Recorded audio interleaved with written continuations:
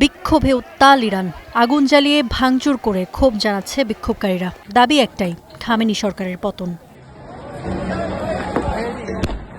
অথচ ২৮ ডিসেম্বর যখন সাধারণ ইরানিরা রাস্তায় নেমে আসে, তখন দাবি ছিল কেবল জীবনযাত্রার ব্যয় কমানো। কিন্তু অসহিংস সেই বিক্ষোভে সাধারণ মানুষের সামনে প্রতিপক্ষ হয়ে দাঁড়ায় পুলিশ।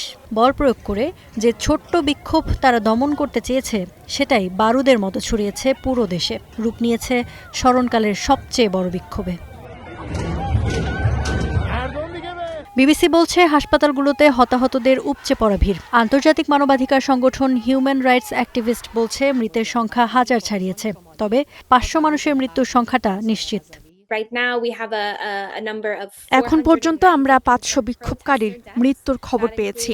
আরও ৫০০-র বেশি মৃত্যুর ঘটনা তদন্ত করছি, অর্থাৎ নিহতের সংখ্যা ১০০০ ছাড়িয়ে যেতে পারে। মাত্র ১৫ দিনে এত মৃত্যু অবিশ্বাস্য।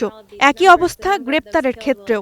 ইতোমধ্যে ১০,৬০০-র বেশি গ্রেপ্তারের তথ্য নথিভুক্ত হয়েছে।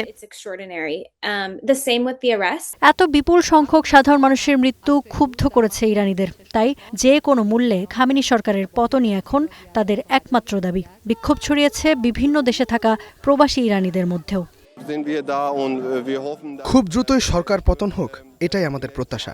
কিন্তু এর জন্য আমাদের আন্তর্জাতিক সমর্থন প্রয়োজন। কেউ সমর্থন না করলেও আমরা যেন একাই এই মাইলস্টোন অর্জন করতে পারি, তবে তা অবশ্যই কঠিন হবে। লন্ডনে ইরানি দূতাবাসের বাইরে জড়ো হয়ে ইরানের পতাকা নামিয়ে নেয় বিক্ষোভকারীরা। বিক্ষোভ হয়েছে যুক্তরাষ্ট্র, জার্মানি, ফ্রান্স সহ পশ্চিমা বিভিন্ন দেশে। তেহরানের ওপর চাপ প্রয়োগে দেশগুলোর সরকারের প্রতি আহ্বান জানাচ্ছেন তারা।